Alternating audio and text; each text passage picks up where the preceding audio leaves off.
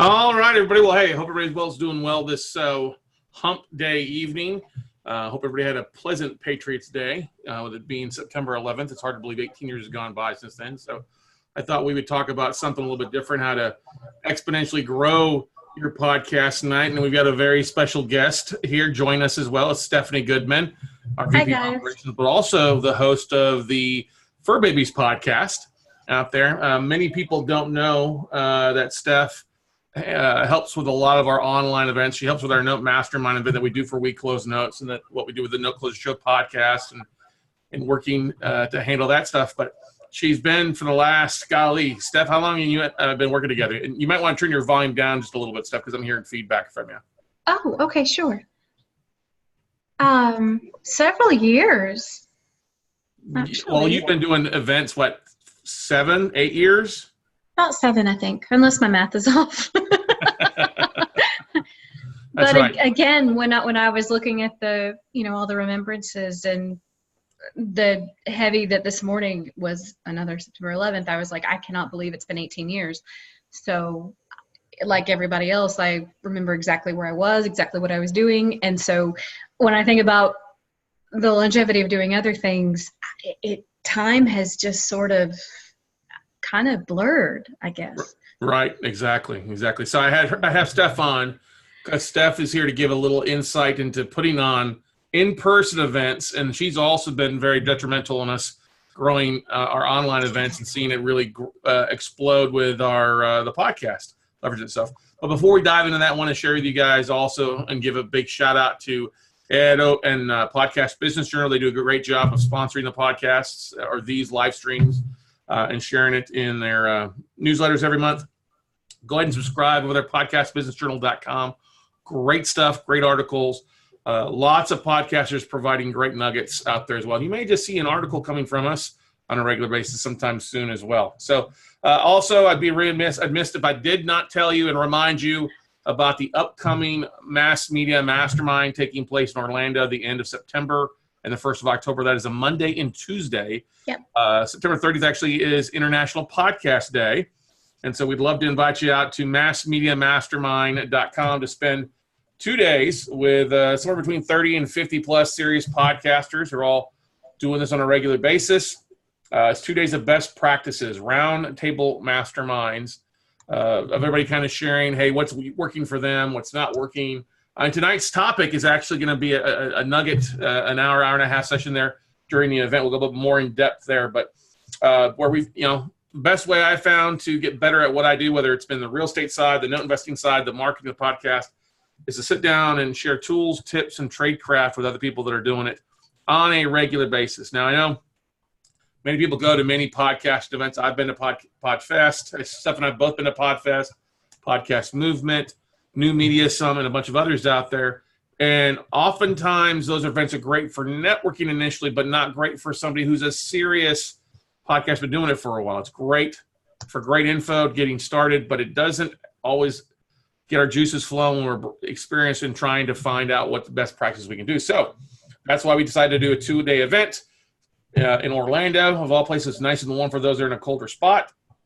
It'll be 9 to 5, Monday, 9 to 5 on Tuesday. We do have a special VIP dessert party that Steph has put together for us there at Epcot as well. The price for this is just $250 per person. We're just doing it to cover our costs for the food and beverage and meeting space and the VIP party for you. We did have a room block at Coronado Springs, and we may still be able to get your room if you need one. We encourage you not go to PodCamp Mastermind. It's actually massmediamastermind.com. It's what happens when changed. I mean, actually, if you go to podcampmastermind.com, that will forward you to the right website, but it's massmediamastermind.com to get signed up there.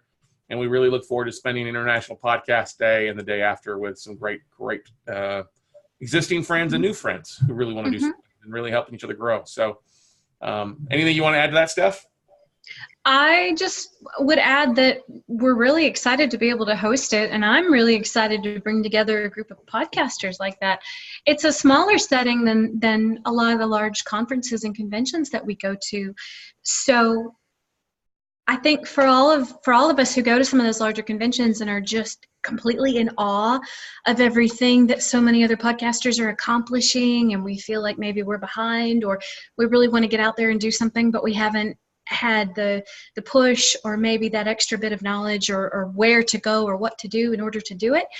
And I think that with any good mastermind, having people to be able to come together like that in smaller groups in a safe environment, we can talk about a number of things and not feel worried about it, and really be able to walk away with something that'll help our podcasting grow, our subscribers and our audience and our content, and just ourselves as podcasters too. So it's newer, and it's just really exciting. So, I'm always excited to do events, but I do have a love for Disney, and I think that one of the things, being out there on property, we've got a really good meeting space, and we have lots of food and good things for people. So it'll be a nice environment, I think, to encourage creativity. Yeah, exactly. Well, that's the thing, is we didn't want to do it be like 1,000 people or even 100 people. No. 50 people. Hey, that's what we set it for, to really allow everybody a chance to really network. And we're going to be bouncing from roundtable to roundtables with different topics. So if you'd like to, Mass Media Masterminds is the correct website for that. The link is in the chat roll for those that are watching this live. Go on over, check the tentative itinerary. We're still swapping some segments around and some topics around as more people get RSVP'd for the event. But we'd love to have you if you've got a podcast that you're doing, and love to have you come spend 2 days with us there in Orlando. But anyway, moving on here tonight. We wanted to talk about, as I was thinking about some of the different topics tonight, because this was an open night, I wouldn't have a speaker in. We had a lot of people. I was looking, but actually quite a few people reached out to me in the last couple of weeks, and I say, hey, Scott, we were a part of one thing with you and Steph a while back, or event. I'd like to do that for my own podcast audience. And I was like, hey, that sounds like a great idea. Let me help you out with it. So we thought it'd be a great thing, because I know many of us out there have audiences. We have a tribe of loyal listeners. But one of the best ways to expand your tribe is to be on other shows. And we've already covered getting booked on other shows. So I was looking back at some numbers on some stuff that I did. And I was actually very surprised, and I'll share some of those numbers in a minute here later on with you, on a special thing we did at an online event that's really blown our numbers through the roof on some things. So, but anyway, let's dive into this topic tonight. And I encourage you to ask questions. So Steph mentioned about some of the conferences and events that we go to. Obviously, we're a big fan of in Orlando, Podfest, Multimedia Expo. We've got, that's in Orlando every year. We've been 2 years. Chris Cremoses does a great job. Chris is a great guy at events. Podcast Movement. Just a sweetheart. Yeah, Jared Easley and his team over there. Dan Franks does a great job with it being the 5th or 6th year they've done that. They had 4,000 podcasters in Orlando as well just a few weeks ago that we attended. Our big thing that we like going to is a traffic conversion summit with 6,500 different marketers. And what's my claim to fame is that the lady that runs this event and puts this down was my first ever assistant back in the Deanna Rogers. And so Roland Frazier. She's amazing. Yeah, she's definitely. Deanna's amazing. Roland, Ryan Dice, and Perry Belcher, the 3 big guys that put this on, and Richard Linder as well. And they just do an amazing job for 3 days there in San Diego. That's a picture from Stephanie at the most recent one this year out there at the convention center. So we also, there's some people gone to the Outlier Podcast Festival that was here in Austin. I see that they've got one upcoming, a live event in LA as well. South by Southwest, 100,000+ people come to Austin for big events. Podcasters, marketers, movies, musicians. We'll be at an event in a couple weeks called New Media Summit that we really enjoy going to. You got the Noteworthy Summit is really one of the bigger events that I first went to back in the day that used to have 800 people at it in person. It was a very niche note and real estate investing conference that took place in Vegas every year for 30+ years. And one thing that we love going to these different events is we always, pick up a couple vendors, or we pick up a couple nuggets from some of the sessions, right, Steph? Yep, that we do. And we usually like to divide and conquer, and she'll listen and record it and vice versa, and we'll come back and go from there. But the thing about these events, going to these events, is when you look at that event, 1, 2, 3, 4, 5, 6 or 7 events right there, that gets pretty expensive when you figure it in. Travel, airfare, hotel, rental cars, Ubers, going out to eat, and the tickets themselves. And so it's great, but you could be going to event after event after event and never get anything done, right? Very easy to do. So one of the things that we've done for years, our online events kind of started in a couple different fashions. So we've been doing online events since 2014, roughly. We started with conference calls back in 2011. That's before Steph was around. But I've been doing conference calls and webinars, probably going on over 10 years now, actually. Live video webinar since 2011. And that's kind of like a mini conference call for an hour, 2 hours at night, week in, week out. And I've been teaching different workshops for years. I mean, I used to travel and do the whole dog and pony show. And man, oh man, at one point I had traveled 3 years straight. And then Steph joined us, and I think she flew with me roughly about 50 flights a year. We'd have conferences that were, for our event, we had 250 to 400 people that we put on or co-promote. And we also would have workshops that would have 100, 50 to 100 plus that would attend our live, like 3-day, 4-day training, right, Steph? Yep. San Diego, Orlando, Hawaii, all across the country. That was by their request. So. Yeah, exactly. Those were. But it was a good event. It was a great event, but that's the thing what I'm trying to get at is that it takes a lot of work to put butts in seats of physical hotel events or conferences. It takes a lot of promotion, a lot of marketing, and a large team if you're going to do it on a regular basis. Mm-hmm. And so, like I was teaching at one point 6 to 8 workshops per year to drive people into my classes, my education. Like I said, 50 to 100 people in a class. I'd have to speak 30 to 40 times a year, going from one location, speaking at either a conference or an expo or a meetup group or a real estate club. That gets really old. And I think Steph actually looked and found that for 3 years, out of that 3 year, we spent at least 1 year out of the 3 years basically in hotels, I think is what you looked at.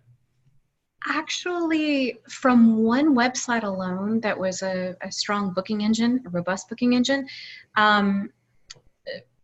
it was over a period of about 3.5. Okay. It really floored me when I found out that it was over 2 years. Oh, 2 years out of the 3.5 years. Okay. Yeah. All right. It was a lot. Right. That's awesome. Well, it was fun. We had a lot of fun traveling, but it also gets old and things like that. And it just wears on you. Wears on you doing stuff like that, living out of a suitcase. And we would sell anywhere from workshops at $4.99 a pop to high-end coaching, like for a year for $20,000. And I mean, don't get me wrong, that's exciting. There'd be sometimes we'd have a workshop and it'd be a 6-figure weekend for us in selling training or selling training spots and going from there. But it takes a lot of overhead. It takes a sales staff to help convert that. And Steph, I think the reason I wanted to bring you on to talk about it is because you handled directing that with the hotels and stuff like that. So what's the average budget that we were running through for a 50 to 100 person event? Just off the top of your head. You don't need to be exact. I know you've talked about this before, so let's just be direct to the point on it, okay? I dislike saying that it really depends on the city that you're in and the number of people attending your event. Come on. But I mean, it's kind of a round budget, Scott. It can go anywhere from $5 to $10,000. Sometime today. Come on. It can range anywhere from $5 to $10,000, depending on where you're at and who you have. That's exactly what I was looking for. Thank you. $5 to $10,000. All right, but it varies because then you also have room blocks. You also have other things that go into it. That stuff if you don't have people fill the seats, and so I was literally killing myself, making myself sick. I mean, don't get me wrong. I make the joke that I put on 50 pounds and was sponsored by Crown Royal and ribeye steaks a lot of travel. But it's not the most effective thing long-term wise. You can do it for a little while, but it does not make sense. So where are we going with this? And I'll get to this in just a second. So we had one idea that we were going to do something different than real estate. And I came up with this idea, and I called it our biggest one. It's our biggest mistake. We were going to put together the Build Your Legacy Summit. It was in Houston, Texas. We had it was going to be not only on real estate a little bit, but also on asset protection and leaving a legacy. That's why we call it Build Your Legacy Summit. And I had a really nice logo there, the Houston skyline we had designed. We dropped 15,000 plus postcards to people in the area, 30 plus speakers over a 3-day event. It was going to be top notch. We had meeting space, food and beverage, audio visual, and a room block all involved with it. Roughly over $20,000 in budget and expenses on the front end. That's not all of it. But guess how many tickets we sold? 7. And those were like our closest students. And I looked at this as we're getting a month out, a couple weeks out, and I'm just like, this is not going to work. And so canceled the event. And Steph can vouch for this. We wrote a big check for this because it bombed. I was the most stressed out I've ever been. Thought I was having a heart attack. And the minute we canceled this event and I called everybody up, all the speakers told them, hey, don't bother coming. They were all appreciative, like, oh, thank you. We'll take the weekend to enjoy ourselves versus speaking to an empty room. I'm like, that's fine. I said, can I have you on a webinar at a later date? Like that. They're like, oh, that's great. Yeah, I'll be glad to do a webinar because we were doing webinars. And I should have thought about this on the front end. So, Steph, what happened like the next day? Because you and I were driving to Dallas the next day. We were driving to Dallas, and I was frustrated, and I was excited, but also frustrated and very, very sad, actually, because we were really, really looking forward to putting on this event. It was a little bit different, and it was designed to really help people. But we were driving to Dallas, and my hamster was going a million miles an hour in my head, and I remember looking at you and saying, you've done webinars for years. Why can't we do this online? Some of the largest obstacles that I remembered encountering from attendees or potential attendees was that they had already taken off a lot of time from work and their family and their kids, and they couldn't take that weekend. Or Houston was expensive. It was a mixture of expense and also the time. And I thought, God, I'm very sensitive to that because we had our mastermind events, and I knew that there were other node events going on during the year, and I knew how much we were traveling on our own. And it does wear people out. And, when you've got other commitments and family, it's a tough thing to balance.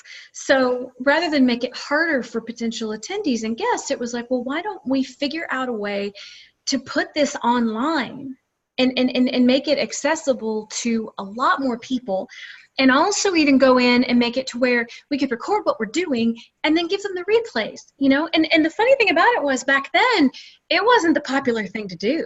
I mean, we had close friends of ours and close associates that said, you're going to fail. It's not going to work. No one's going to show up. No one's going to sit in a webinar for, 5 or 6 hours. And they're not going to do that. And so we thought, well, at this point, we're going to try it because, what do we have to lose? If it doesn't work, then we'll figure out something else to do.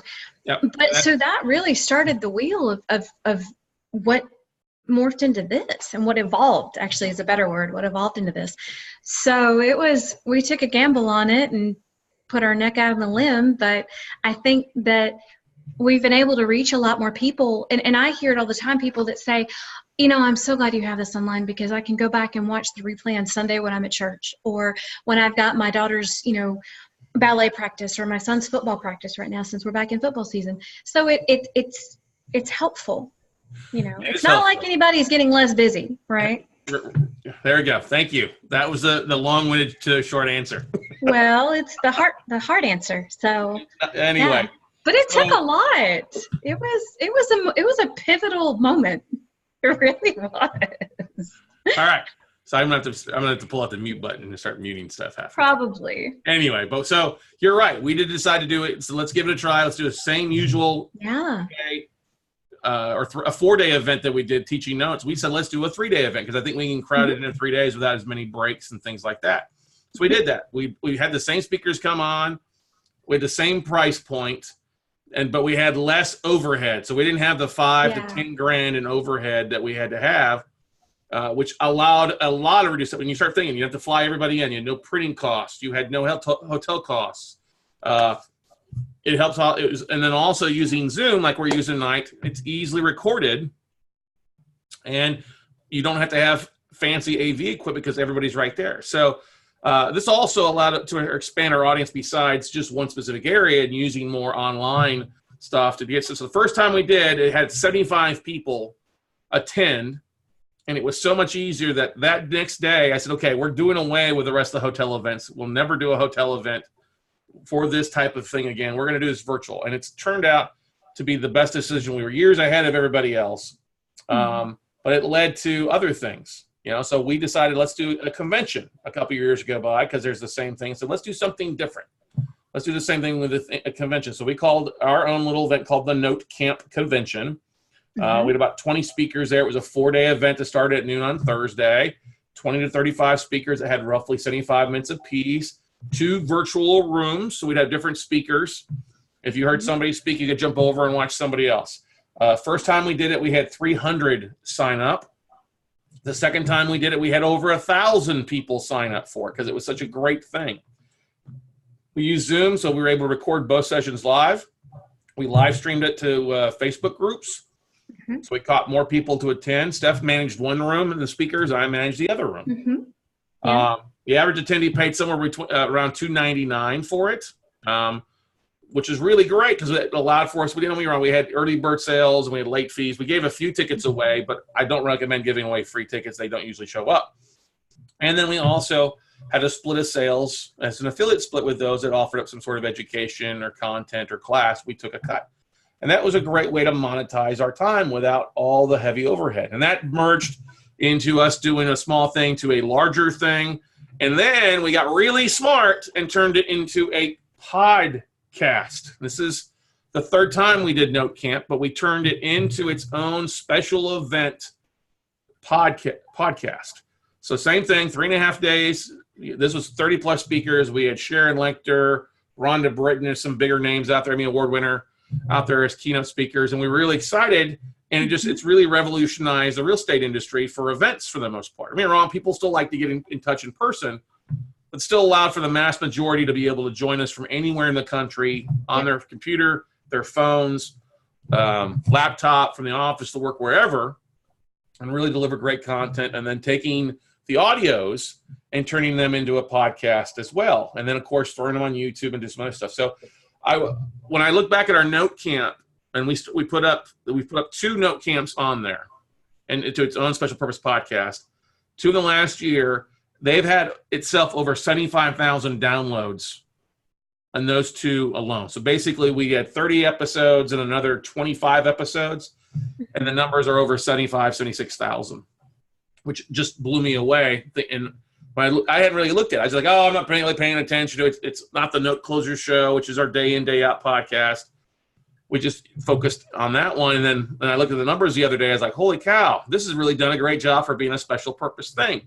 So that's the thing I want you guys to consider. If you're in a niche out there, whatever your podcast is focused on, you might think about leveraging your peers, the people around you in the same type of industry or niche, and bringing them together and hosting an event that can really not only help your audience, but you can also help their audiences as cross-promotion.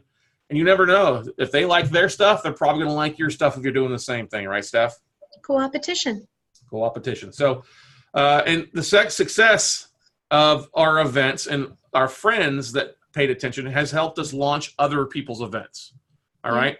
It's first started with our friends at Quest Trust Company. They launched their online event, an online 2-day summit that had over 330 people show up both times they've done it so far. So we helped them out with that. Excited about 333 people. The first time around, they had 12 different speakers. Great event. Then our buddy Dan Hanford, who runs the Multifamily Investor Nation podcast. He picked my brain, and he's done 2 multifamily investor conferences, bringing on 20 to 30 different experts in just multifamily. And he's had averaged over 340 people for his 2 events. So really revolutionized his conference.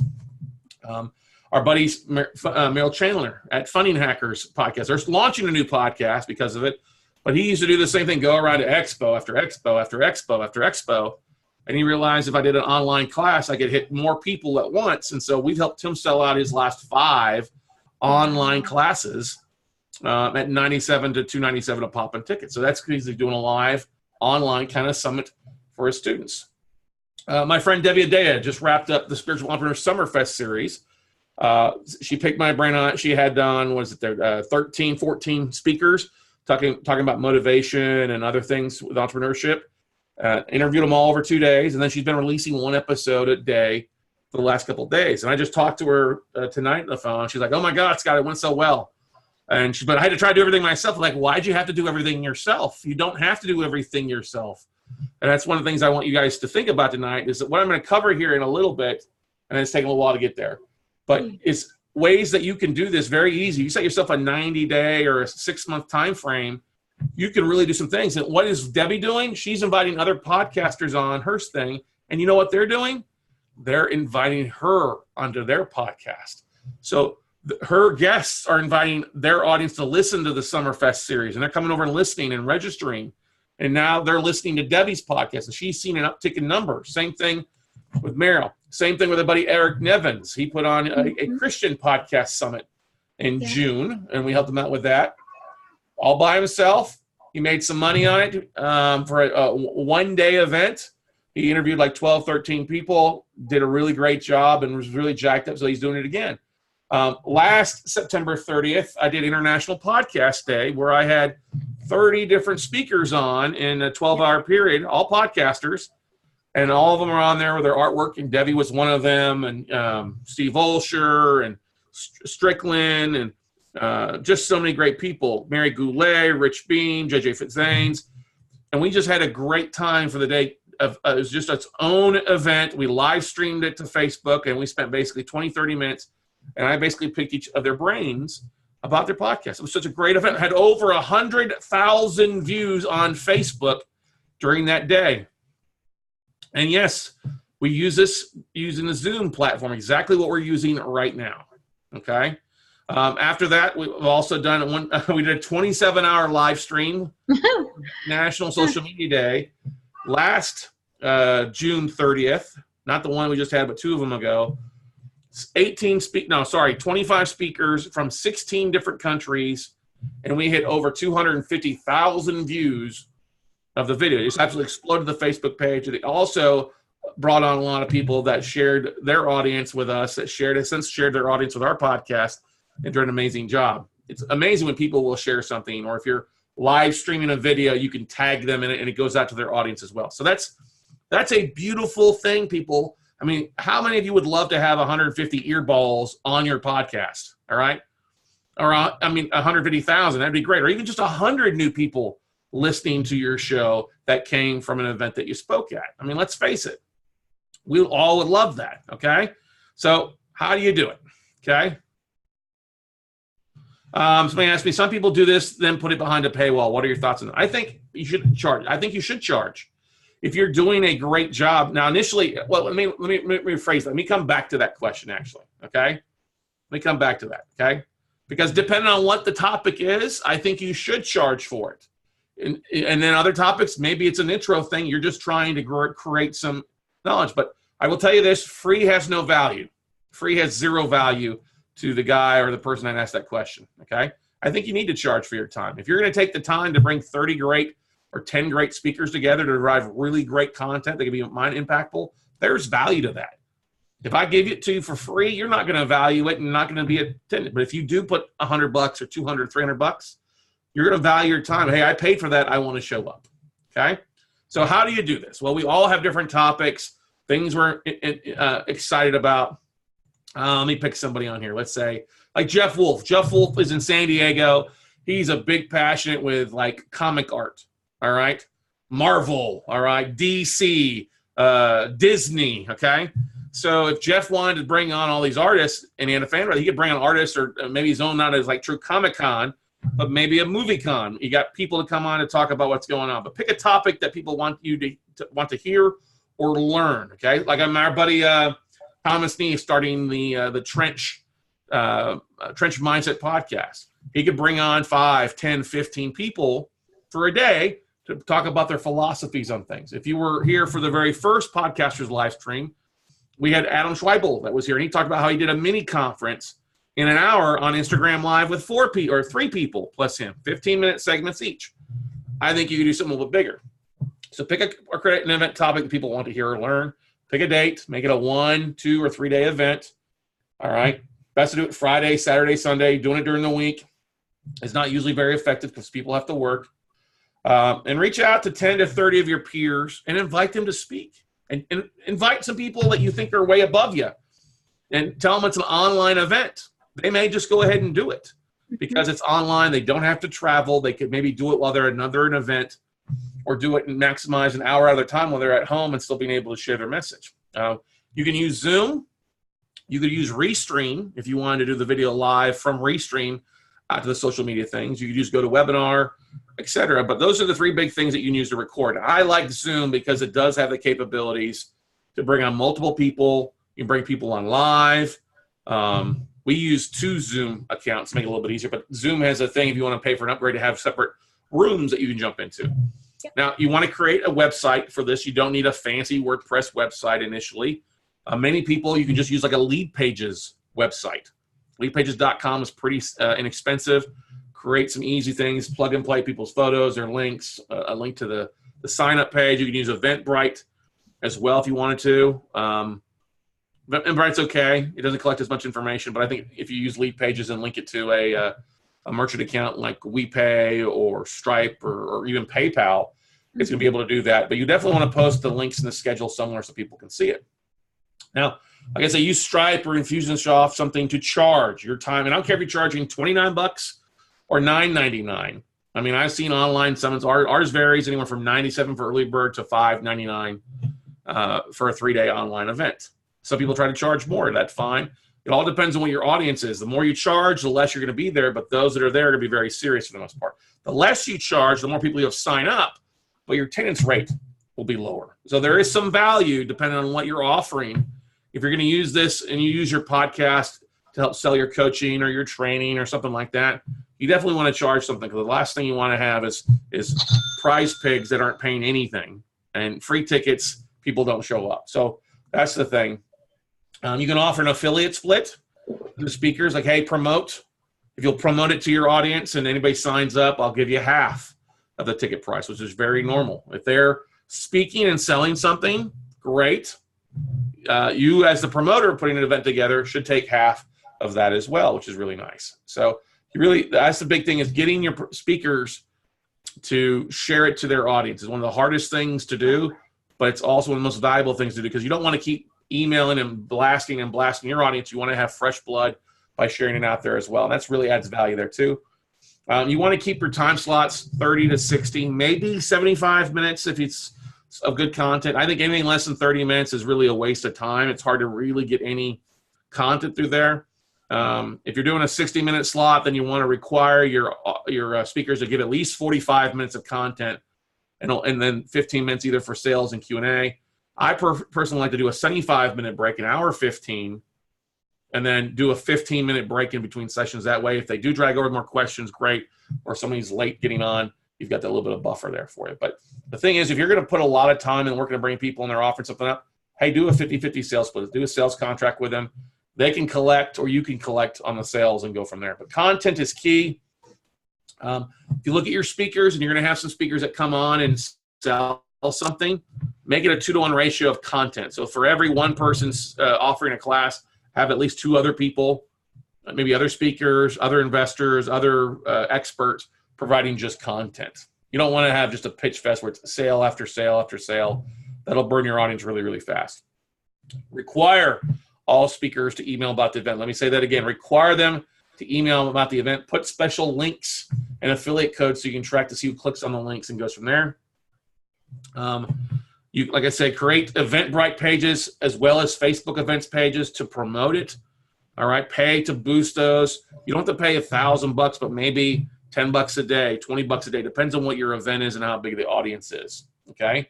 One thing before the event to really help entice the audience is maybe do short 5-minute videos with the speakers and their topics, kind of like a little sneak peek. That's a great lead up to the event, so people can, I like the schedule. I'm liking what that speaker sounds like. Last thing you want is a speaker on there just drones on in the same monotone voice or has never spoke before. So this gives you an opportunity to kind of see that. As I said, make sure you leave at least 15-minute breaks between sessions. It's just a good, don't try to button up 30-minute, 30-minute, 30-minute, 30-minute, because at the end of the day, that last speaker is going to be way behind and you don't build any buffer. And plus, people got to get up from the computers to go pee, right? Another thing is, you're going to set a ticket price. Make sure you offer up an early bird pricing. So if you, I'm going to do 97, well, then what I would actually do is do 199 and then offer up an extra early bird price at 97. That way you're adding value. And there's other ways to drive value with your social media and things like that. I think it's important that with those breaks that you use a PowerPoint for as your slides in the spot, and you can use those for commercials. You can use that to promote something whether it's early bird tickets to the next one, or it's your big keynote speaker at the end of the day, or it's somebody who's speaking next. There's a variety of ways, and they work as your ads like they do on TV commercials. Buffer. I mean, I interviewed Haley Griffiths with Buffer last week, and it's a great interview on our podcast. And we used Buffer on our most recent ones to auto post as speakers, auto post throughout the week. But I also set it up so that Friday, Saturday, Sunday, 15 minutes before the speaker went live, it re-promoted their infographic that we created across LinkedIn, Twitter, Facebook groups, Pinterest, and I'm forgetting one more too, that they were about to go live with a link for them to be able to watch that session in case they wanted to. So, and people are like, you're using this and they're posting like crazy. I'm like, no, we're using Buffer to promote across the board so we don't have to worry. It's well worth paying the $15 a month to pre-set up 100 posts than try to do it all yourself, right? Some event bonuses that you can give that are really nice. Giveaways, swags, classes, books, bonuses, maybe a coaching call. Steph, what's been your favorite thing that you've seen that we've done as a giveaway at an event? I actually enjoyed the few times that we did a slot in the mastermind, a space in the mastermind for people to come in that really excelled at social media and just really killed it. It was awesome. The other thing behind that would be some of the tech stuff that we gave away. That was really fun. And my third one would definitely be anytime we ever send out Outwitting the Devil. So that's still my favorite book, and it's just such a kick in the motivation. So one of the things that I always like to give away during my workshops was books. I'd bring a lot of books in and give those away. So one of the things that we do to encourage people to comment and share it on social media was to do highlights. What was their favorite quote, or to take a screenshot or something like that. And then we would award social media day winners throughout the weekend. Day 1, day 2, day 3. And it got really competitive. People doing videos, recaps, and because we did give away a spot in our $15,000 mastermind. That was a big thing. So people really competed. Or we give away a workshop, or we give away technology where there was a webcam or a microphone or something like that. Mm-hmm. T-shirts are a great thing, or bonus calls. You can offer VIP tickets if you want to do like a regular price at $97, but a VIP price maybe does include replays and a swag bag or something like that. I think you should have a private Facebook group for your students. It's an easy way to kind of put a little bit of a gate on that, so people, maybe you're just live streaming to the Facebook group after you've done it once or twice. That way it's just your audience getting, and it's a great way to see comments and encourage networking before, during, and after the event as well. And you can kind of see what people are doing, and it's a great way to also reach back out to people when you have the next event, the new event's coming up. I am a big advocate of using private event hashtags. So if you're, provide event hashtags like hashtag NoteCamp, hashtag No Buying for Dummies, hashtag MS, hashtag TCS 2019. And hashtag podcast movement. Podcast movement as well, exactly. Too. So yep. And share. The reason you want them to put that in there, and then it's easy to look for a hashtag and see who's actually sharing, so you can pick a winner. It also works as free advertising for you and your event, okay? Who would want to have 100 pieces of social media of people sharing things and using your hashtag for your event or something that your podcast is attached to, okay?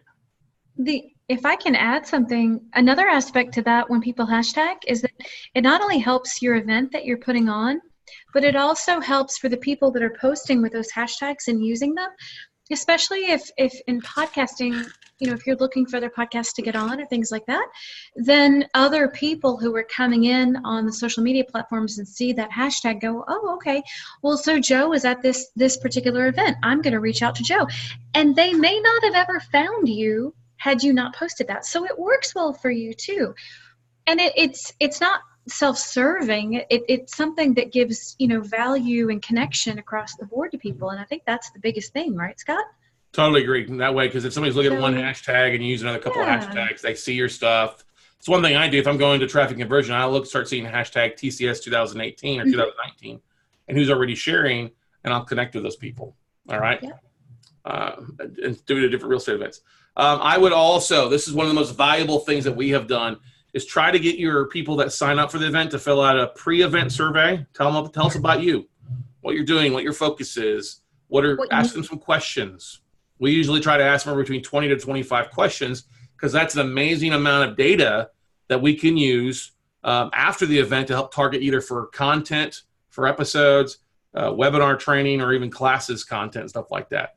And then you also want to do a post-event survey where they share how the event was, how they rank it, and then also their favorite speakers and how they rank the speakers, 1 to 5. And then 5 star is great, 1 star obviously is not good.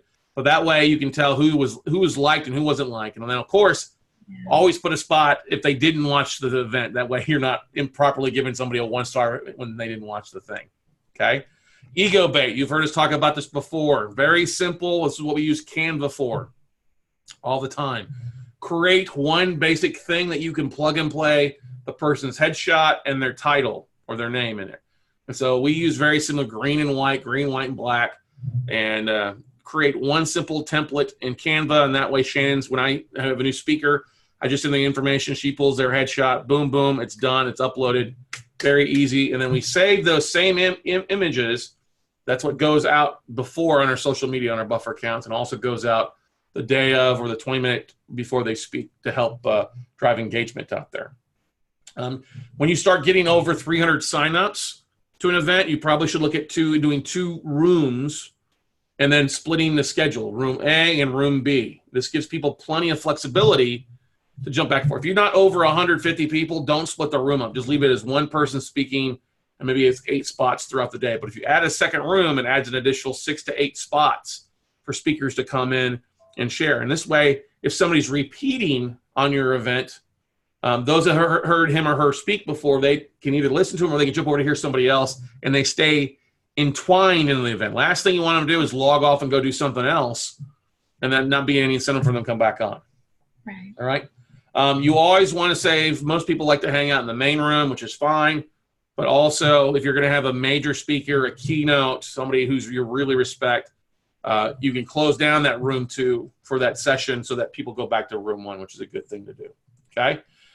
We're always looking to monetize. People are always talking about monetizing things. It's a great way to monetize. So you can have sponsorships for these things, and it allows you to create some sponsorship opportunities. We've done some of this. We should do a lot better because we've done more of this in the past for events.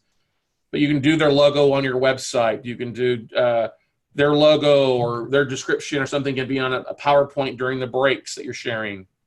They're going to maybe have a premium speaking spot at where they like to be. Maybe they get a contact list of attendees. That's a big valuable thing that, depending on how many people have, people will pay $500 to $2,000 to $5,000 alone to be able to get the list of contacts and maybe even the survey results. I like taking these episodes that we've done, for the summits and turning them into their own podcast episodes. And then you can offer for them to have advertising either baked in or dynamically inserted ads on that special purpose note camp or your event podcast. Works really, really well. Okay.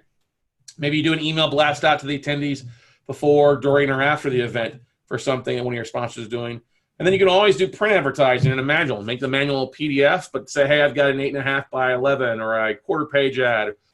Make it either an online thing where they can download it, or maybe in some cases even have it done ahead of time so you can ship it out or mail it out to somebody, your attendees the week before or a couple of days before.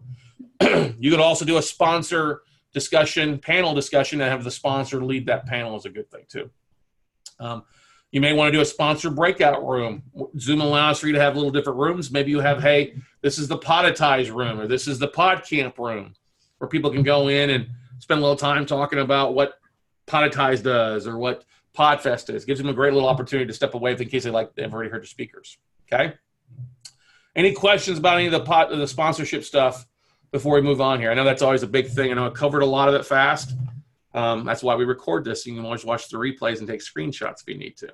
But any questions about this stuff? And there's a simple 1-page, 2-page sponsorship agreement. You just outline exactly what's included. You might want to do different levels, maybe a platinum level, maybe a gold level, maybe a silver level, and working to fill those things in. All right. Other event information that we want to do. I love this, that our speakers are allowed to double dip sometimes. About a third of our speakers at our online summits are speaking somewhere else that same weekend. So they're able to go to their hotel room, pull up their computer, get online, do our event to 300 to 1,000 people and then go downstairs and speak at the event that they're at. And a lot of times they have better results in sales at our event than they do there. That's a really kind of a cool thing, because you got to think about this. To go to a conference, to have a booth is going to cost you $5 to $10 grand. You got to ship that in. You got to pay somebody to work the booth. You got printing costs. This reduces that cost and overhead dramatically, not for us, but also for our sponsors and our speakers. And if they can squeeze another 2 to 10 sales out of an hour online webinar, it's the most effective use of their time, and they love it. Another thing, too, is speakers will often return a favor and invite you to speak at their event, okay? Rick, we do. Rick asked a question. Sorry, did you say you had templates for sponsorship agreements, rate cards for the options you just ran through?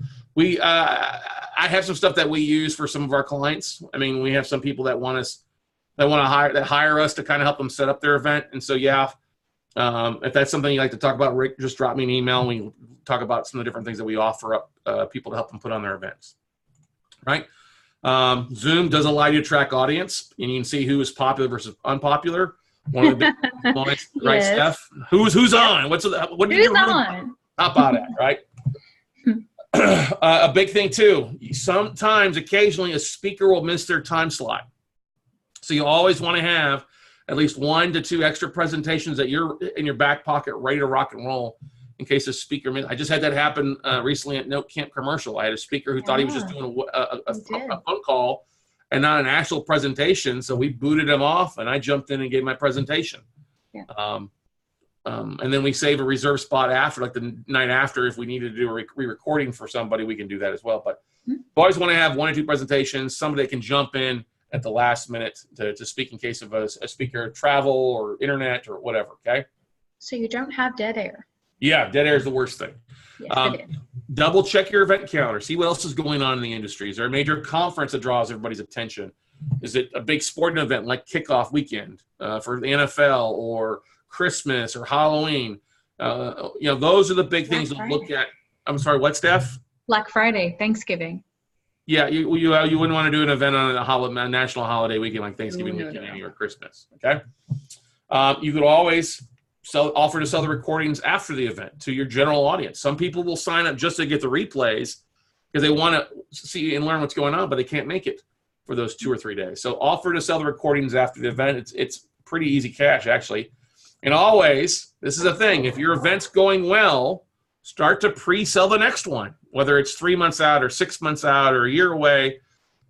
Offer extra early bird pricing to your audience. Hey, if you really like this, then sign up now at $99 or $199, which is the cheapest we offer the ticket, and you'll have a ticket to the next time we do the event. Okay, and it's an easy way to add another, 50 to 100 signups if you've got a decent audience, and that's a nice little chunk of change to come in to help you with your marketing and budgets for the future events.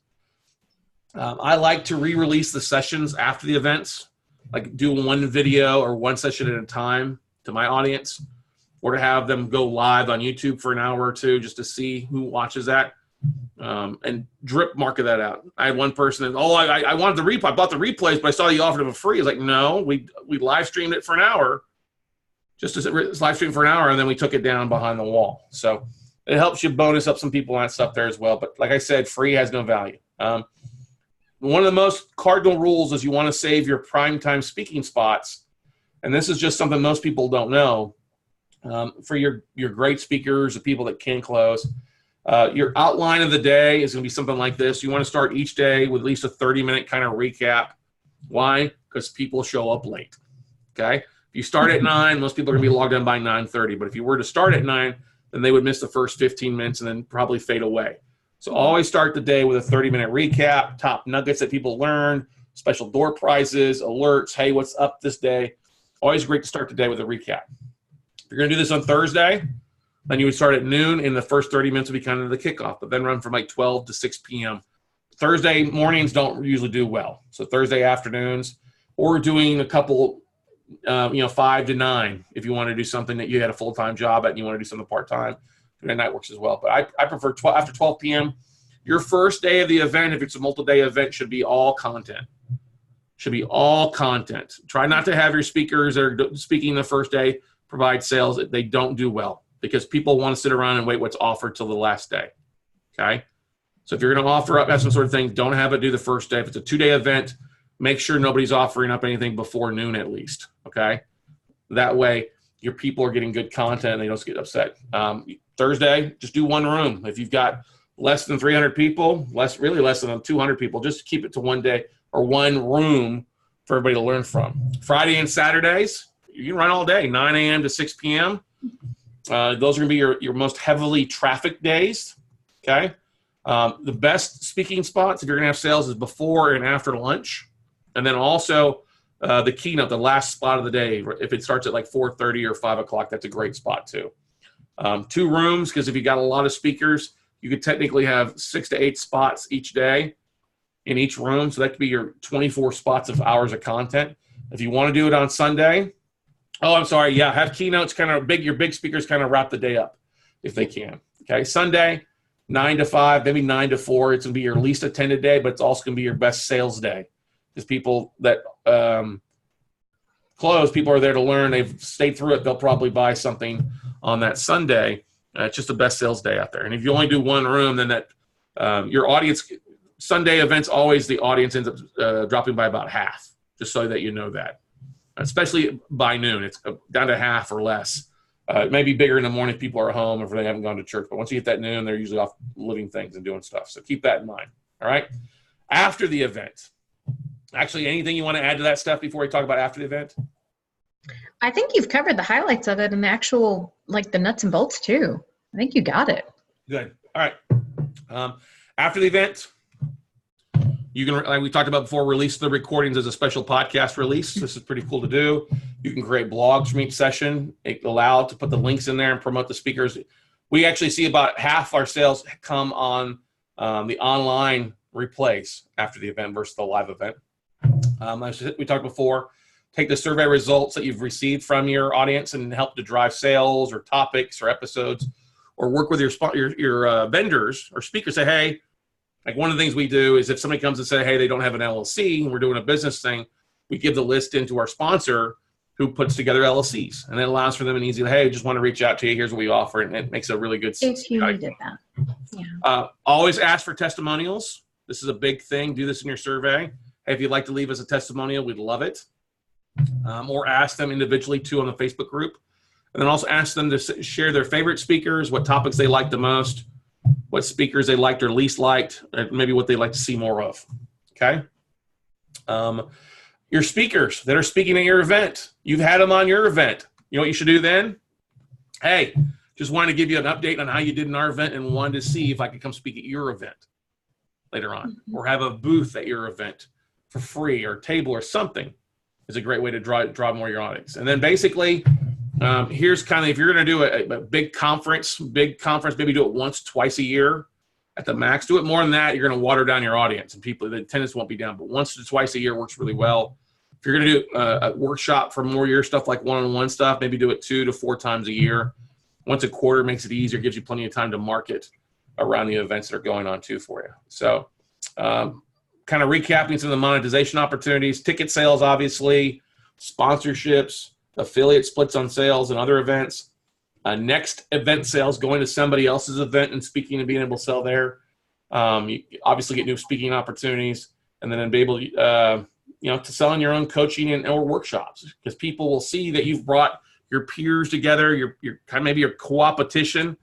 People realize, oh, this guy's really respected. This gal's really respected. I really want to learn more what Stephanie's sharing, more about her coaching, or what Scott's sharing, or Debbie or Jeff is. Okay. Steph gave some numbers on what it took to host a workshop and an event. Ours, basically, it's pretty relatively cheap for the most part. 2 Zoom subscriptions for the most part. Obviously, we got some costs for marketing with Canva, Buffer, Restream. If you have an assistant or VA, that goes in there as well too. If you're going to have these on a podcast, you obviously have to pay podcast hosting, do a session editing. So each session roughly costs us about $100 to edit it, to turn it into its own podcast, its own blog, and do that as well. You obviously want to have a quiet place to do this. You don't want to do this in McDonald's or Starbucks for a live event. Do it at your home or office, but somewhere you're not going to be distracted. So, we've done these in hotel meeting spaces, like we did Social Media Day, where we did a 27-hour live stream. 27-hour live stream, that's a lot of time. So we had a hotel room where the 3 of us hosts could go rotate to go take a nap. Steph, you wanted to add something? I did. I was going to add that it was actually a conference room that we filmed the 27 hours in, but we also had a couple of hotel rooms for everybody to come in and take a nap as needed throughout the night. So, yeah. But my point in that was that it was a stable, secure space, and it was quiet and conducive for our audience. Yeah. Got to have high-speed internet. Got to have good internet. Got to have good Wi-Fi. Yes. All right. Last thing you want is the rendering to slow down, and it really pisses people off. So the important thing to do is have a backup too. If last thing you want is to have it where you're at an office and the internet goes down, what do you do next then? Yeah. Do you have a hotspot on your cell phone? Do you live nearby that you could run back to the house and do it from the house if you need to? Worst case, always try to expect that to happen at some point, but also tell your audience on the front end, hey, be cool if something happens. We're not going to be down longer than 10 or 15 minutes. Okay. Facebook marketing ads, we have a budget for that we do with friends to push or promote that stuff. That's a great way to drive people interest to your website. Okay. Yep. One thing too, if you're going to be marketing a higher priced event, do it on Facebook. Instagram is great as a teaser for people to sign up for something maybe $1 or $5 or something, but you're going to have a hard time selling a higher priced ticket event on Instagram. It's easier on Facebook where you can push them to your website or lead page website so they can see what's going on and see all the good content. Do you ever embed the Zoom stream on a website? You can do that. You sure can do that. If you want to do that, you definitely can do that. No, I don't do that usually. I mean, we've done that before. We did that with Google. Oh my gosh, Google live streams before that. Google Live, we would embed it into like a lead pages with a chat role.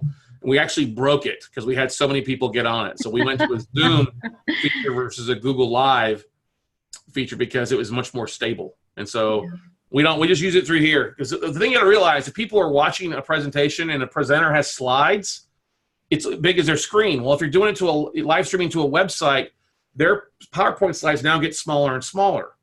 All right. So that's one thing to keep in mind. If they have small font, it's going to be almost invisible for people to see it if it's shrunk into a website. So I like using just the Zoom aspect of it. And then, of course, when people sign up, then we send an email out the night before, say, hey, here's your live feed. Here's the link that you need for the entire day. And then people register and go from there. Okay. But it's a lot cheaper, a lot more reduced overhead. You're not talking the $5,000 or the 10 grand or 20 grand. We're talking literally less than $1,000 budget if you really want to put something together. But you just need to know where everything goes and how to work smoothly and how to control things. So any other questions? Because that's roughly about what we've got to cover. Anything like that? Like I said, if you're wanting to put on an event, this is something to think about. I encourage you to drop me an email at scott@weclosenotes.com. We can talk to you one-on-one what you're trying to do, when you're trying to do it, and go from there. So a question here. Do you ever ask to see slides beforehand from presenters to assure quality control and consistency? That would be a lot of extra work, whoever the anonymous attendee is. I've seen when I have somebody come on and I've seen them speak before, I'm pretty comfortable with their content. I make sure in the contract it says 45 minutes for content, 15 minutes for Q&A. And, we don't want to be a pitch fest. I have booted somebody off as a presenter before because it was just, I got complaints and so we booted them off. I like to ask for copies of slides so that I can give those out to the attendees. But most people we've had on have been speakers before. I know that. If you're having somebody on that's not spoke before, I would highly recommend you take a look at their slides. Make sure that they abide by the 10, 20, 30 rule. 10 slides will equate about 20 minutes of content. All right. 10 slides equals about 20 minutes of content. And you want the wording, the 5 to 6 bullet points to be in 30-point font. So that's one of the things that we always tell them and go from there. If they have more than 5 or 6 lines and they try to squeeze a lot on there, they're just throwing up and nobody can see it. We've had that happen before from somebody that I thought was a really great speaker, always put themselves as an amazing coach. And I saw his slides, like, whoa, you need to shrink this down. Nobody cares about that you were this, or this. Let's focus on that, okay? What other questions there? No. We've done some different ones free. Like when we did our first social media summit, our social media day summit, we did it for free. We did International Podcast Day. Last year, we did it for free. But our educational events, like with our real estate workshop, stuff like that, we charge for that. Okay? Our note camps, we charge.